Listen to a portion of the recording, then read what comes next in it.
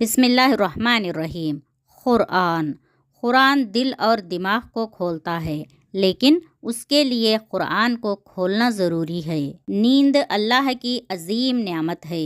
اللہ تعالیٰ نے انسان کو بے شمار نعمتوں سے نوازا ہے، انہی میں سے ایک عظیم نعمت نیند ہے۔ دنیا میں خود کو مشغول نہ کرو۔ رسول اللہ صلی اللہ علیہ وسلم نے فرمایا، تم میں سے قیامت کے دن مجھ سے زیادہ قریب وہ شخص ہوگا جو دنیا سے اسی طرح نکل آئے جس طرح میں چھوڑ کر جا رہا ہوں۔ اللہ کی قسم، میرے سوا تم میں سے ہر ایک دنیا کی کسی نہ کسی چیز میں پھنسا ہوا ہے۔ قیامت کے دن کافر کی تمنا۔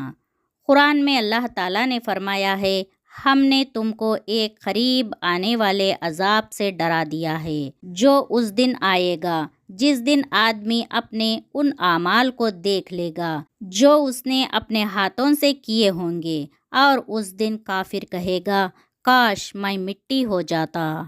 اگر اللہ لوگوں کے ساتھ برا معاملہ کرنے میں جلدی کرتا تو اگر کہیں اللہ لوگوں کے ساتھ برا معاملہ کرنے میں بھی اتنی ہی جلدی کرتا جتنی وہ دنیا کی بھلائی مانگنے میں جلدی کرتے ہیں، تو کام کرنے کی ان کی مہلت کبھی کی ختم کر دی گئی ہوتی، مگر ہمارا یہ طریقہ نہیں ہے، اس لیے ہم ان لوگوں کو جو ہم سے ملنے کی امید نہیں رکھتے ان کی سرکشی میں بھٹکنے کے لیے چھوڑ دیں۔ مہمان کا اچھے الفاظ سے استقبال کرنا۔ حضرت ابن عباس رضی اللہ تعالی عنہ فرماتے ہیں کہ جب رسول اللہ صلی اللہ علیہ وسلم کی خدمت میں قبیلہ بنو عبد القیس کے لوگ آئے تو رسول اللہ صلی اللہ علیہ وسلم نے فرمایا، خوش آمدید، یعنی آپ کا آنا مبارک ہو۔ جب کوئی مہمان آئے تو خوش آمدید، مرحبا، اس طرح کے الفاظ کہنا سنت ہے۔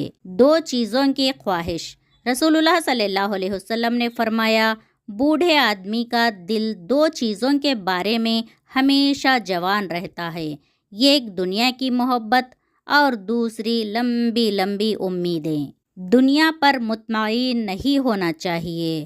قرآن میں اللہ تعالیٰ فرماتا ہے، جن لوگوں کو ہمارے پاس آنے کی امید نہیں ہے اور وہ دنیا کی زندگی پر راضی ہو گئے اور اس پر وہ مطمئن ہو بیٹھے اور ہماری نشانیوں سے غافل ہو گئے ہیں، ایسے لوگوں کا ٹھکانہ ان کے اعمال کی وجہ سے جہنم ہے۔ فرعون کا عبرتناک انجام۔